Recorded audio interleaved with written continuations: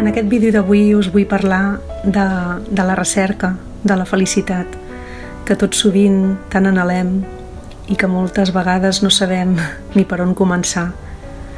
I jo avui tampoc no sé per on començar a dir-vos tot el que us vull dir. Tinc aquí certes coses que m'agradaria dir-vos, una d'aquí, una d'allà, i m'agradaria posar-les totes juntes per a veure si així cobren més sentit. Per mi la recerca de la felicitat ha de passar per l'amor, per l'amor a totes les coses i per l'amor també de compartir, no? La vida amb la persona que estimes. Per mi la felicitat és això. Quan era petita tenia una professora de repàs de matemàtiques que m'agradava molt. Es deia Anna Maria Nolla i fèiem matemàtiques, però ella era mestra de primària i una vegada em va ensenyar un treball que havia fet per la seva escola on hi tenia plastificat un colom blau sobre un fons rosat i tenia un escrit que era un text, un fragment de Cartes a un jove poeta de Rilke. El que primer ja em va impressionar és el seu treball, aquest colom, amb la delicadesa amb què ho havia fet tot, i després quan vaig llegir el text em vaig quedar enamorada. Com us deia, jo tenia 12 anys, era l'any 93, no havia fet els 13 encara. Us el llegiré, aquest petit fragment de Rilke, perquè realment em va marcar com un abans i un després a l'hora de veure què significava estimar i què era amor per mi. Us el llegeixo. També és bo estimar, perquè l'amor és difícil. Que hi hagi amor entre una persona i una altra és potser el més difícil de tot. És el treball per excel·lència. Qualsevol altre treball només n'és una preparació. Els joves, amb tot l'ésser, amb totes llurs forces aplegades entorn d'un cor inquiet que batega cap amunt, han d'aprendre a estimar. Estimar és una ocasió excel·lent de madurar, d'esdevenir quelcom, d'edificar un món, d'ésser un món per un mateix per l'amor de l'altre. Estimar esdevé exigència, que com més temps passa, més gran i visible es fa. Estimar és l'objectiu final, el definitiu. Per aconseguir-ho, apenes n'hi ha prou amb tota una vida humana. Vaig quedar impressionada per aquestes paraules i em va quedar gravat això de que moltes vegades no hi ha en tota una vida humana la possibilitat de fer-ho possible. I a dia d'avui, gràcies a Déu, puc dir que sí, que és possible. I a vegades és molt màgic i és un misteri a la vegada. I a vegades et pot venir fins i tot per duplicat, no ho sé. Trobo que és molt bonic perquè a vegades observem a les persones que tenim al voltant, no per jutjar, sinó simplement una mirada observadora per veure que cada persona som un món, no? I cada parella també ho és. I sovint, sense voler-ho, analitzes i observes i veus i et compares i te n'adones de la sort que tens. Te n'adones de la sort que tens. Recordo que aquest text me'l vaig aprendre de memòria i encara ara me'l sé de memòria. Em va encantar. I va fer que el 9 d'octubre d'aquell any 93, que encara tenia aquests 12 anys, no havia fet els 13, vaig escriure una cosa que em va venir de gust inspirant-me en aquest fragment. No té gaire qualitat literària, però em ve de gust compartir-ho amb vosaltres i me'n recordo de quan era petita i vaig atresorar aquest text. Diu així el que vaig escriure. Aquesta història comença un bon dia de tardor, boirós i amb un vent empipador que et tira les típiques fulles marrons a la cara i t'impedeix veure amb claredat el camí que et porta a casa. Mentre caminava, una altra fulla m'impedí la visió i la seva grandària em va temptar a observar-la detingudament. Després d'això, vaig veure que efectivament era una fulla, però no una fulla d'arbre singular, sinó que era una fulla de paper, inscrit en ella un breu text d'un llibre. La curiositat va poder més que la meva personalitat i no vaig poder evitar llegir el fragment. En acabar de llegir-lo, vaig sentir dins meu quelcom estrany, com si hagués descobert un món nou per mi. Totes les portes se m'obriren i em sentia nova, com si hagués canviat la meva forma de ser, com si fos una altra. Em sentia com si tot el món m'estimés, tant com jo, en aquells instants, els estimava a ells. Sentia una força immensa d'estimar, com una llumeta que s'anava fent grossa fins a esdevenir una il·luminària excel·lent, inhumana, i d'aquesta, com si parlés, em deia que havia après la cosa essencial de la vida. I en arribar a casa i veure les persones que dia rere dia m'havien pujat, vaig saber que a la fi havia après a estimar. Això ho vaig escriure aquell any 93. Encara no havia fet aquests 13 anys que us comentava. I recordo que aquells 13 anys van ser... Els recordo molt carinyo perquè van ser molt importants per mi a nivell de fer-te una mica gran i veure tot un univers que hi ha fora, experimentar coses noves, sentint-te una mica més lliure, quedar més amb els amics. Va ser tot un univers de sensacions que m'encanta i que el recordo amb particular estima i carinyo. I bé, tot es resumeix en això, no? En aquesta recerca del que també el Jorge Bucay, en aquest sentit us voldria llegir un fragment d'un dels seus llibres que es titula Les 3 preguntes: qui sóc, on vaig i amb qui. I ens parla del mapa per trobar el camí cap a la felicitat, aquest mapa que ens agradaria tenir tots i que l'hem d'anar descobrint i que és diferent, i que és un mapa personalitzat per cadascun de nosaltres i que no es val cap calc d'algú altre, seguir els camins que segueixen els altres per trobar la felicitat que és individual i molt personal a cadascú. Jorge Bucay ens diu això: encara ara m'enmoïna la idea que sembla inferir-se d'aquesta frase. La frase és aquesta que us deia, un mapa per trobar el camí cap a la felicitat. Si no ho aclarís, algú podria creure que hi ha una fórmula, un camí i una manera de ser feliç, i a més podria pensar que l'he descoberta jo, que la tinc en el meu poder i que intento posar-la per escrit per tal de compartir-la com si es tractés literalment d'una recepta de cuina. Suposo que també hi haurà qui se sentirà decebut en saber que avui, molts anys després i amb alguns camins diferents recorreguts, continuo sense trobar la fórmula de la felicitat i potser per això continuo creient que no existeix. Però hi afegeixo un parell de coses. Sospito que potser no hauríem de perdre gaire temps buscant-ne la recepta. Estic convençut que n'hi ha prou que ens ocupem més bé, més sanament i amb més vehemència de tot allò que ens impedeix ser feliços. Al capdavall, què són els nostres problemes, sinó obstacles o barreres en el camí de la recerca de realitzar-nos com a persones? Quin altre assumpte podria ocupar-nos més que aquest objectiu, encara que molts, com a mi, ens costi definir-lo amb una paraula? Alguns ho anomenen autorealització, d'altres consciència contínua o adonar-se. Per alguns equival a un estat d'il·luminació o estat d'èxtasi espiritual. Uns altres, pocs però, ho identifiquen amb el fet de trobar l'anhelada pau interior, i encara uns altres prefereixen conceptualitzar-ho anomenant-ho senzillament sentir-se ple. El cert és que ho haguem pensat o no, i ho anomenem com ho anomenem, tots sabem que ser feliços és el nostre repte més important.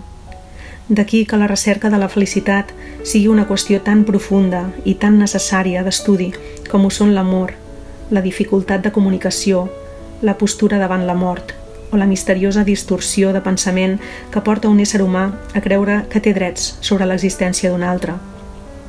En aquest camí de descobriments hi ha els que hi perdran en el trajecte i es condemnaran a arribar una mica tard. Hi haurà també els que trobaran una drecera i esdevindran experts guies pels altres. Mestres que probablement no ens sabran donar la fórmula màgica, però que són capaços d'ensenyar-nos que hi ha moltes maneres d'arribar, infinits accessos, 1000 maneres, desenes de rutes que ens porten pel rumb correcte.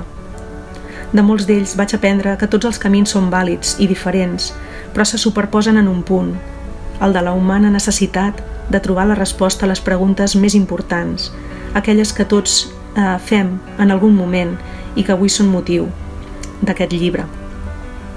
De totes les preguntes n'hi ha algunes que són imprescindibles. Són les 3 preguntes existencials que acompanyen la humanitat des del començament del pensament formal. Preguntes que en formar part de totes les rutes traçades no podem esquivar. Preguntes que haurem de respondre una per una si volem afrontar aquell desafiament que Carl Rogers anomenava el procés de convertir-se en persona, perquè només en la recerca honesta de les respostes a aquestes preguntes s'aprèn tot el que és imprescindible de saber per continuar endavant. Dit d'una altra manera, cadascun dels 3 interrogants implica un repte ineludible, el de la recerca de respostes. Consciència d'un procés que moltes vegades transita per camins que s'imbriquen i se superposen, però que apareixen i ens conviden a recórrer-los en una seqüència sempre idèntica. Qui sóc? On vaig? I amb qui vaig? 3 reptes, 3 camins, 3 preguntes per respondre en aquest rigorós ordre. Qui sóc? On vaig? Amb qui vaig? Per evitar la temptació de deixar que sigui la persona que està en mi la que acabi decidint on vaig. Per evitar caure en l'error de definir qui sóc a partir de qui m'acompanya. Per no pretendre definir el meu rumb des del que veig del teu. Per no permetre que ningú vulgui definir-me en funció del rumb que escullo i molt menys confondre el que sóc amb aquesta part de mi que vaig recorrent. Primer el que és primer, deia el meu avi, i després, picant l'ullet, afegia, perquè l'últim sempre convé deixar-ho pel final, i el primer repte és el del procés de descobrir qui sóc, l'encontre definitiu amb un mateix, la tasca d'aprendre a no dependre. El segon és el repte de decidir on vaig, la recerca de plenitud i de sentit, trobar el propòsit fonamental de la nostra vida. I el tercer és el repte d'escollir amb qui vaig, l'encontre amb l'altre i el coratge de deixar enrere allò que no hi és. El procés d'obrir-se a l'amor i de trobar els nostres autèntics companys de ruta. M'he passat gran part de la meva vida consultant els apunts que d'altres van deixar registrats en els seus mapes, consells i saviesa de molts que em van ajudar a agafar de nou el rumb cada vegada que el perdia. He dedicat gairebé tota la resta del meu temps a traçar idees, els meus propis mapes del recorregut. Potser les diferents respostes que m'anava trobant poden ser útils a aquells que, com jo, solen animar-se en descobrir que d'altres han arribat al mateix lloc per un camí diferent. Tant de bo puguin ajudar també aquells que en lloc de respostes prefereixen trobar les seves pròpies preguntes. Evidentment, no cal que us cenyiu els conceptes que estableixo en les següents pàgines. Bé prou sabeu que el mapa mai no és el territori i serà responsabilitat de cada un de vosaltres anar corregint el recorregut cada vegada que la vostra pròpia experiència trobi que el que subscriu va errat. Només així ens trobarem al final, tu amb les teves respostes i jo amb les meves. Voldrà dir que les has trobat. Voldrà dir que jo també ho he aconseguit. Us recomano aquest llibre de les 3 preguntes de Jorge Bucay, Qui soc, on vaig i amb qui vaig, que el podeu trobar en català a través d'Edicions La Magrana. Pots aprendre moltes coses i pots plantejar moltes coses. És bonic aturar-se i fer-se preguntes. I ara m'agradaria acabar perquè per mi bé, moltes vegades la primera pregunta d'on vaig, de qui sóc, ja és prou complicada, no? Però m'agrada veure on està el destí, tot i que el destí ja sabem que és aquest dia a dia, aquest gaudi constant de les coses petites i que per tant el destí és el propi camí, no és la fita. Però sí que en aquest camí és molt important, o jo considero almenys molt important, el fet de poder compartir tot el que estàs vivint i poder-te comunicar i poder-ho fer amb les persones i envoltar-te de persones que estimes i amb les que pots compartir les teves pors, les teves angoixes, les teves alegries. I trobo que això és una de les coses més boniques d'aquesta vida.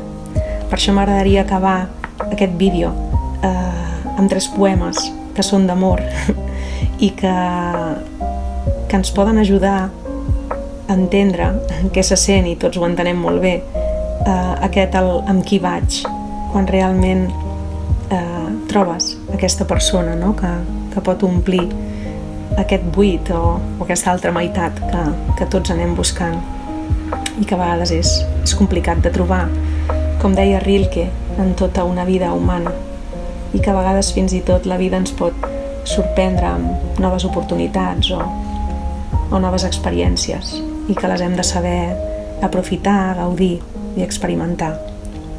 Espero que us agradin. Aquests 3 poemes els he descobert avui gràcies a un amic molt especial que tinc, i són de Joan Vinyoli. Ara mateix us els llegeixo i espero que també en gaudiu. Seran el punt i final d'aquest vídeo. El primer poema es titula Vincles. Pot ser cosa dels ulls, però puja del fons, inesperadament, cap a lligar-nos més. Vida que es fa cap a més vida, sense excessos de fe.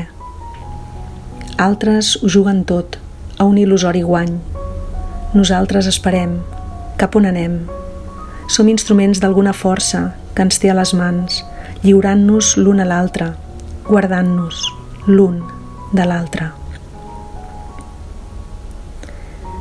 Fixeu-vos que al llarg de la història tots ens hem anat fent aquestes preguntes de qui sóc, on vaig i amb qui vaig.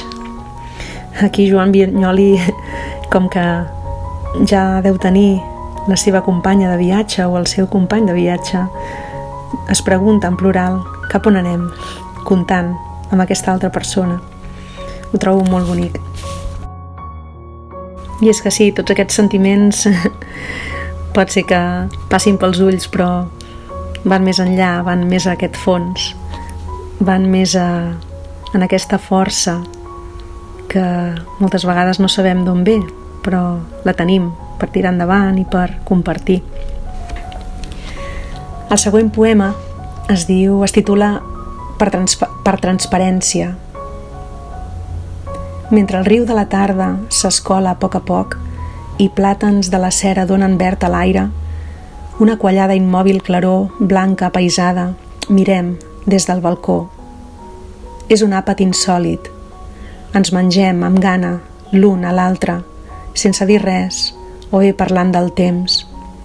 A foc petit es van cuinant les menges, estan al punt, completament a punt.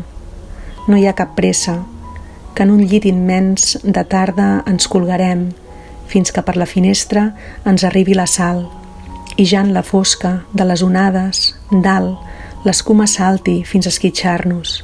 I serà llavors que haurem tornat a aprendre de mirar les coses amb uns ulls clars i fer-les nostres, per transparència. I el darrer poema, d'amor, es titula Perfectament recordo. Perfectament recordo que venies pel carrer de la mar, amb foc als ulls, quan em veieres en el fosc on t'esperava. Sense dir res, vàrem anar a un carrer del vell Raval, terrós i pedregós i ros, i allà, contra la tàpia d'un hort, ens abraçàrem, sota la nit, de pressa, no fos que ens veiés algú. I quan el goig fou caçat fins a l'esglai convuls, vaig sortir del teu cos i ens vam separar corrents, i més tard ens trobàrem i ens vam mirar com si fossin uns altres, ja per sempre, units. Espero que hagueu gaudit d'aquest popurri de diferents coses, on he barrejat a Rilke, a Vinyoli, a Jorge Bucay, i les meves mateixes sensacions que vaig tenir quan vaig rebre aquest regal d'aquesta mestra de primària de repàs de matemàtiques, però que alhora ensenyava molt més que això, i aquests són els veritables mestres. Realment desitjo que us hagi agradat i que cadascú pugui trobar la seva part de veritat o el seu camí o un reflexionar sobre aquestes 3 preguntes, no? Que tots ens hem d'acabar fent alguna vegada, i si no ens les fem és que hi ha alguna cosa que falla, de qui sóc, on vaig i amb qui vaig. Moltes gràcies per tot i ens veiem en una altra ocasió. A reveure.